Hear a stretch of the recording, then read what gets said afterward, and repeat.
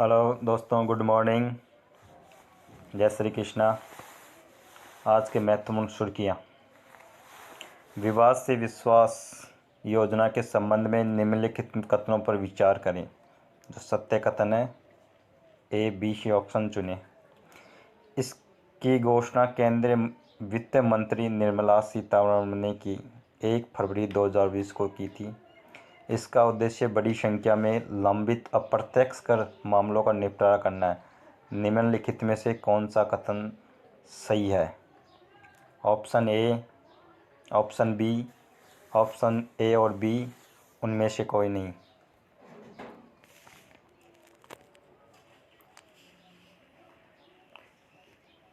Option A, केवल एक।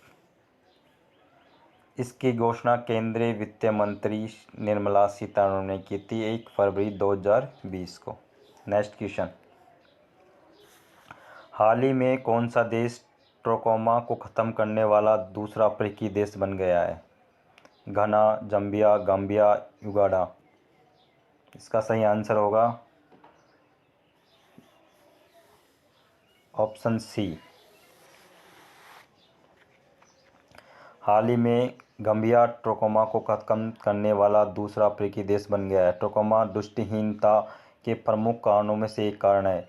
2018 में ट्रोकोमा को खत्म करने वाला घना पहला अफ्रीकी देश बन गया था और यह एक जीवाणु नेत्र संक्रमण है। यह संक्रमण पलकों के भीतरी सतह पर खुरदनुमा पैदा करता है और पलकों को अंदर की ओर मोड़ देता है, तथा दिखने में समस्या आती है। ट्रोकोमा क्या है? यह एक जीवाणु नेत्र संक्रमण है। संक्रमण पलकों के भीतरी सतह खुरदरापन कर देता है। यह अपरिवर्तनीय दृष्टि हानि और अंधापन की ओर जाता है और सर्जरी के साथ उपचार नहीं किया जाता। Next question. विश्व मलेरिया दिवस प्रतिवर्ष कब मनाया जाता है? 26 अप्रैल, 25 अप्रैल, 24 अप्रैल, 23 अप्रैल। विश्व मलेरिया दिवस प्रतिवर्ष 25 अप्रैल को मनाया जाता है। 25 अप्रैल को विश्व स्वास्थ्य संगठन और कई अन्य अंतर्राष्ट्रीय संगठनों द्वारा विश्व मलेरिया दिवस मनाया जाता है। इस वर्ष के विश्व मलेरिया दिवस की थीम थी जीरो मलेरिया का लक्ष्य पहुंचाना है। मलेरिया प्लाज्मोडियम परजीवी के कारण होता है। मादा एनाफिलीज मच्छर के काटने से बीमारी इंसानों में फैलती है। Europe, America, Asia, Latin America के कुछ हिस्से में मलेरिया को समाप्त कर दिया गया है। भारत ने 2027 तक मलेरिया मुक्त देश और 2030 तक मलेरिया उन्मूलन का उद्देश्य निर्धारित किया गया है। Question number 4। नौसेना अभ्यास वरुण के बीच एक द्विपक्षीय अभ्यास है। भारत और इजराइल का, भारत और संयुक्त राज्य अमेरिका का, भारत और ऑस्ट्रेलिया का, भारत और फ्रांस का। इसका सही ऑप्शन होगा ऑप्शन नंबर डी। नौसेना अभ्यास वरुण भारत और फ्रांस के बीच एक द्विपक्षीय अभ्यास है।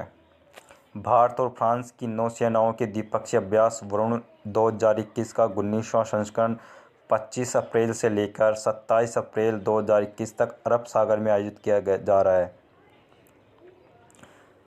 इस 3 दिवसीय अभ्यास के दौरान समुद्र में उच्च स्तरीय नौसैनिक अभियानों को देखा जा सकेगा, जिनमें उन्नत एयर डिफेंस और एंटी सबमरीन अभ्यास, इंडेंस फिक्स्ड और रोटरी विंग फ्लाइंग ऑपरेशन, सामरिक युद्धाभ्यास, surface and anti air weapon firing, underway पुनः पूर्ति व अन्य समुद्री सुरक्षा ऑपरेशन शामिल हैं। Option question number 5। भारत के 48वें मुख्य न्यायाधीश के रूप में किसने शपथ ली है?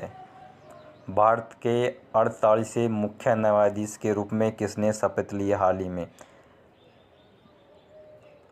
नाथालापति वेंकट रमन, शारदा अरविंद बोबडे, दुष्यंत दवे, राकेश चंद्र मिश्रा। इसका सही ऑप्शन होगा ऑप्शन नंबर ए, नाथालापति वेंकटम रमन ने। 24 अप्रैल 2021 को न्यायमूर्ति श्री नाथालापति वेंकट रमन ने भारत के 48वें मुख्य न्यायाधीश CJI के रूप में शपथ ली है। वह 26 अगस्त 2022 तक मुख्य न्यायाधीश के रूप में काम करेंगे। राष्ट्रपति भवन में आयोजित एक सचिव समारोह में उन्हें राष्ट्रपति रामनाथ कोविंद ने पद की शपथ दिलवाई।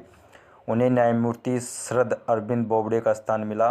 उन्हें श्री अरविंद बोबडे के स्थान पर 48वां मुख्य न्यायाधीश नियुक्त किया गया है। 23 अप्रैल 2021 को पद से इस्तीफा दे दिया था। अरविंद सिंह बोबडे ने 23 अप्रैल 2021 को अपने पद से इस्तीफा दिया था। संवैधानिक प्रावधान।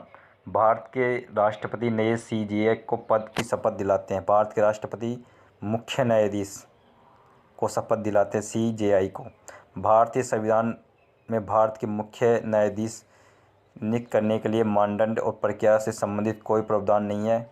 भारतीय संविधान के अनुच्छेद 124 में कहा गया है कि भारत का एक सर्वोच्च न्यायालय होगा जिसका मुख्य न्यायाधीश होगा। भारत के मुख्य न्यायाधीश की नियुक्ति से संबंधित कुछ मिलता जुलता उल्लेख अनुच्छेद 226 में किया गया है। Question number 6।